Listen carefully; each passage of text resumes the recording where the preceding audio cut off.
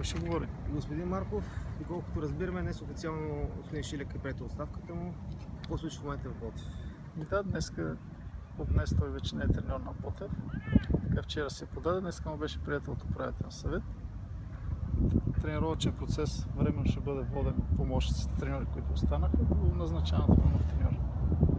Кой ще е той? Има ли фаворити? Водим преговори, тук до 1-2 дни ще ви кажа.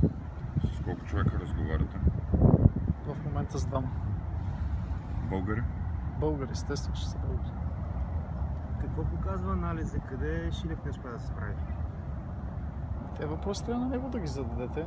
Аз мога само да коментирам друга ситуация, където той не можал да се справи. Явно неуспехите и отбора, където изпадна в това състояние, което не трябва да го виждаме.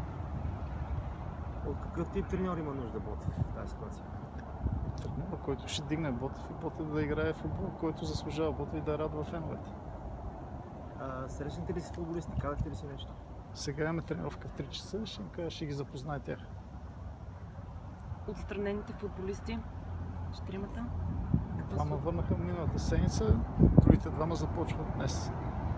Мариан Огнянов ще тренира с отбора, Цибамба е в Холандия за паспорт, утре се прибира. Очевидно отбора разполага с добри футболисти и вашето обяснение защо стигна от тази ситуация? Защото в отбора има напрежение и се вижда, че има някаква криза. Нормално е да излезем от тази криза и така да играем добър футбол.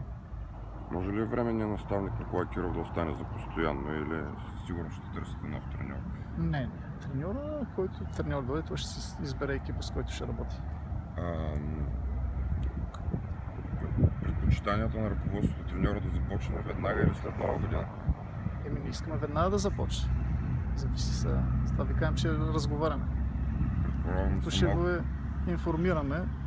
Това, надяваме се утре, най-късно от други ден, така отбора да има треньор.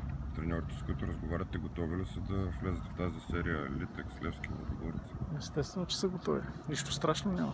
Какво толкова страшно, че играем с Литекс и Лудогорец? Аз не виждам нещо притеснително. Като грешка ли отчитате назначаването на Ермин Шилек или той просто не можа да се справи в ситуацията? Дайте да не се връщаме назад във времето. Дай да гледаме напред и да гледаме положително. Като грешка или не, да не се връщаме назад, да не допускаме такива грешки и важното е да гледаме напред за бъдеще. Двамата, с които водите преговори, имена ще може да кажете?